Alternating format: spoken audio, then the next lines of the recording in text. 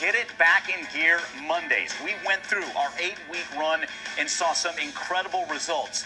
Now we want to go beyond the 8 weeks and continue to live the good life. But before we do that, we want to take you back to our season finale, our 8-week run finale. 247 pounds. My guilty pleasures, I guess, like most, Candy. Pasta. Cheetos, ice cream, Chips. One word. Chocolate. better myself, my body. I'll look better, I'll feel better, and if I feel better and I look better, I'll do more. Let's show everybody Lynette. Now look at her. She looks fantastic. Come on over here, Lynette. I love it. Lights, camera, action. Let's talk about a family. There's Kiki and Dad, JJ. I lost 21 pounds. Has it been fun to do it together? Yes, it has. As a family? It really has. Check him out now. Max, another man, setting example for his family. Yeah, look at the outfit. Look at him. He's ready for the pool. Get you fired up all over again. Back with us, our guru, Mark McDonald, who led us through that. Thank you again. Of course, I mean, Mike. Thanks for being 9% body fat, man. You're like a machine. Well, I was skeptical, and we did it, and you were absolutely right. Thank you. As I was able to take it to a new level. That's got to fire you up, number one. Oh, it's the best. And you still have to be excited, because the question now is making sure people don't make mistakes. What's the biggest mistake that people make after having some success and losing some weight? Number one mistake is they don't make it a lifestyle. You know, diets attack people at their weakest moment, so they starve, they cut their calories.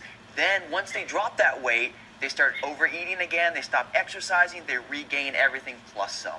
And that's what we're preventing right now. We're teaching people how to make it a way of life. That's it. And that's why it's 8 weeks. Yeah. Right? It's not just 8 weeks 1 and week or beyond. 1 month. It's 8 weeks and beyond. Oh. And we make it a lifestyle starting week 1. Okay, well, let's introduce to you an incredible success story, Kelli Bonomo. Now, Kelli, she's yo-yoed. She's lost weight, and then on this 8-week run, she's lost 30 pounds. We want to show you her before and after pictures. They're just incredible.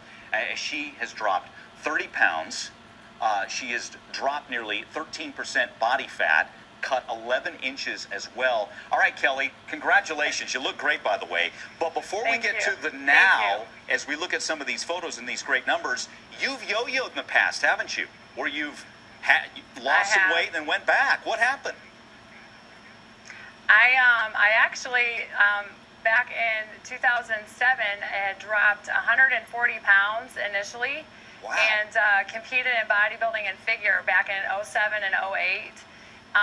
And I thought that I had it beat then, but I did that by restriction. So I was really just counting calories and didn't really have the education then on how to keep it off. And it's funny that this segment is on this today, because has always been the hardest part, is sometimes people can get the weight off, but to maintain it is always seems harder once you're there. You know, Kelli, and Mike, when people crave food, it's because they're starving themselves. So all those temptations, it's because you have low blood sugar and you're dieting and you're restricting. You've never felt that way throughout your 8-week journey, right? You've made this a way of life, so you still know you can eat the food you love. You just need to do it in moderation. So you can have the ice cream. You just have to get back on plan, correct?